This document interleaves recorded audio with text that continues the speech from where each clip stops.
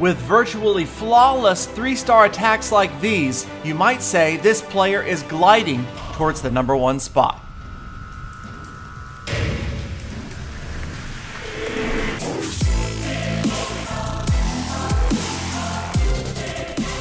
Welcome, fellow Clashers from around the world. It is your host, Galadon. Thank you for spending a few minutes of your day with Clash of Clans Attacks, where today we feature a member of Lost Phoenix. That's right, it's Glider, and he is actually currently the leader of Lost Phoenix, one of the most skilled, active, and talented attackers we've ever seen come through this clan. Often, he is in the #1 spot. He has a personal best of over 4,850 trophies. Pushing towards the top of the leaderboards, he can often be found at the very #1 spot of the Israeli leaderboards. As we watch this replay, we see that yes, Glider, like the rest of us, is human. Not everything always goes flawlessly. But as with any top player, the ability to improvise, adapt, and overcome, to not panic in these situations is absolutely key. And you'll notice that Glider still deploys a golem at the bottom of the screen despite the fact that that wall isn't down. The golem will still serve its purpose, distracting those defenses in the area, and eventually, on its own, it will get through that wall. In the meantime, that earthquake spell opened 2 gaping holes into this base, the jump spell getting ready for those units to move in towards the town hall, and now a very dangerous lava hound deploys from the defensive clan castle. But like the defending archer queen, it will latch onto the P.E.K.K.A, and that will give other units in the area time to take it down and get it out of the way. You'll notice that neither one of Glider's heroes are concerned with that lava hound right now. Now the queen will take out a few of the pups, the king in the town hall enclosure, and that means just a few seconds before the town hall crumbles to the ground, there it goes for the first star, 45% damage, a full health queen, royal cloak in hand, so the second star, not even a question here. And I would say that's one of the consistent things we see about Glider's replays, and that is he does not have a whole lot of close calls. He is usually in there dominating and destroying these bases well beyond 50% damage, just like you see here, well into the 60s. And by the time this attack wraps up, Glider will have done 72% damage, walking away with 9 trophies for his efforts.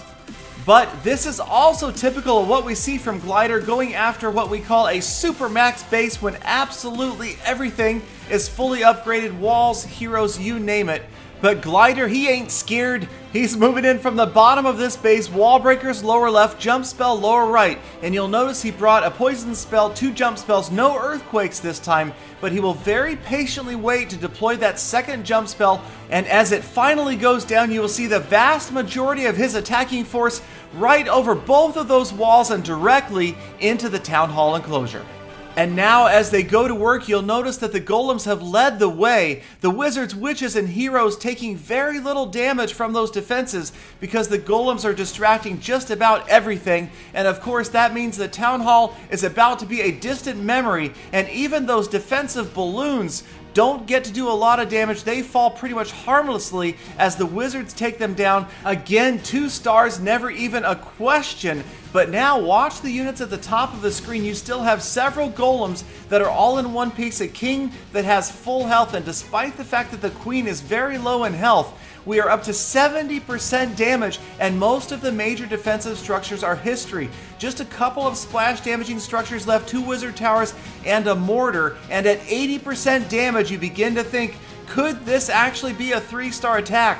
Late in battles like this, the deciding factor usually becomes whether or not the golems can effectively tank for those smaller units, but for some reason, Glider seems to have this happen more often than the rest of us. And now we are at 87% damage. You see the king, still plenty of health. Wizards, witches all over the place. A skeleton and barbarian army are moving in behind the golems, which are again triggering the big bombs, distracting those defenses. And now, yes, it looks like it's going to be 3 stars, 96% damage, 3 structures left. A golemite flies off the screen. The last 2 structures are about to go down.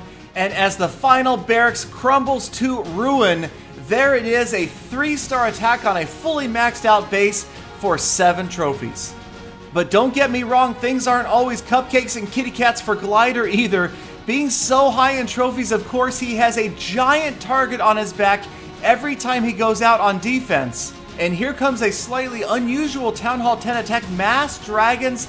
The attacker taking out one air defense with a few balloons and a rage spell, the other air defense with multiple lightning spells, and now dropping in those brand new level 5 dragons. And you'll notice he is trying to do some funneling here. He's got dragons on the far right, dragons at the very top of the screen, and then the last group right in down the middle, hoping that they will indeed head for that Town Hall enclosure. But Glider's Air Sweeper is working overtime, even blasting some of the dragons out of the way. So just over half of the pack will use the rage spell. The rest are being blown away from it. Now they're closing in, but that Lava Hound definitely caused some major delays, and that was a big advantage for Glider. Let his other defenses work on those dragons, and before you know it, this attacker is down to just about 5 remaining dragons. He has not deployed his heroes yet, and as the dragons begin to fall, we'll see that Big King is going to be left at a very dangerous 41% damage with 2 Infernos still protecting that Town Hall. And with no other supporting troops to help out his heroes, it looks like Big King is going to use his own Barbarian King as a probe and try to see what he can do, see maybe how many percentage points he can get with just the King alone, and then that will determine what he does with the Queen. So the King finally is going to bash through that level 11 wall, and he does have some very high hit point structures to deal with right here, and of course the single target Inferno, and that is bad news for the King as he falls to that Inferno tower after only getting one structure out of the way. And that leaves Big King no other choice but to deploy that Queen and try to grab the safety 50%.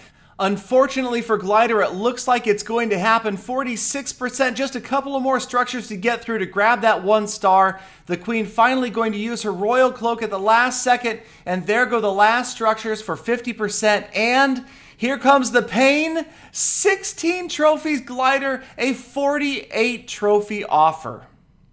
So thank you again to Glider for being a leader in many ways in Lost Phoenix. Best of luck in your quest towards the top of the leaderboards. And thank you guys again, as always, for sticking around. I appreciate you taking a few minutes out of your day to watch my videos. I hope I made it worth your while. If I did, please don't forget to hit that like button, subscribe for daily Clash of Clans content, and I'll see you guys tomorrow with more full attacks.